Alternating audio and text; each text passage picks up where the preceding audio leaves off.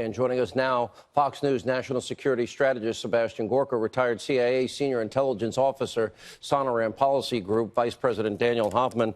Number one, Gina Haspel is an American hero. And those that have smeared and slandered her, we don't get the Courier without KSM being waterboarded, and we don't get bin Laden. So this slander has to stop. She would be a great CIA director, Mr. Hoffman. I couldn't agree more. I served with Gina for many years. I think very highly of her. She's got a tremendously high level of intellectual honesty and integrity and dedication to our mission. The people at the agency think the world of her. She's had all the experience. And listen, for the past 15 months, she's been deputy director. That's a tremendous audition for this administration. They know what they're getting. We do, too. She's the right choice, and I just hope that the Congress does the right thing and confirms her. Dr. Gorka, I know Ed Henry just reported that maybe the president wants to throw a bone to our allies. The one thing people don't seem to understand about President Trump, he keeps his promises. He keeps them all.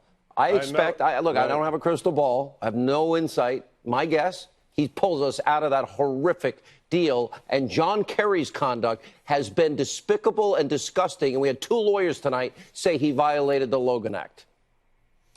Yeah, this is, I know it's shocking for most people that this is a politician who keeps his promises, but that is Donald Trump. He's wanted to kill the Iran deal for 2 years now. I expect there's not going to be any pulled punches tomorrow. We've had basically 8 years under Obama of what? Treating our enemies like Iran appeasement, as friends. Bribery of dictators and mullahs.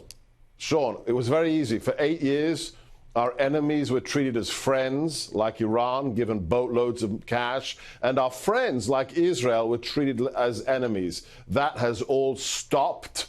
We're moving the embassy to Jerusalem. We're recognizing it as the capital of the eternal state of Israel, and the Iran deal has to be killed. It has to be shot in the head because it is bad for America, it's bad for the world, and it's bad for our friends. Well said. You know, with all the talk about foreign interference in elections, we all forget, Daniel Hoffman, we all forget that Obama worked hard to defeat Benjamin Netanyahu, the person with more moral clarity, with more strength on the world stage than any other leader besides now Donald Trump.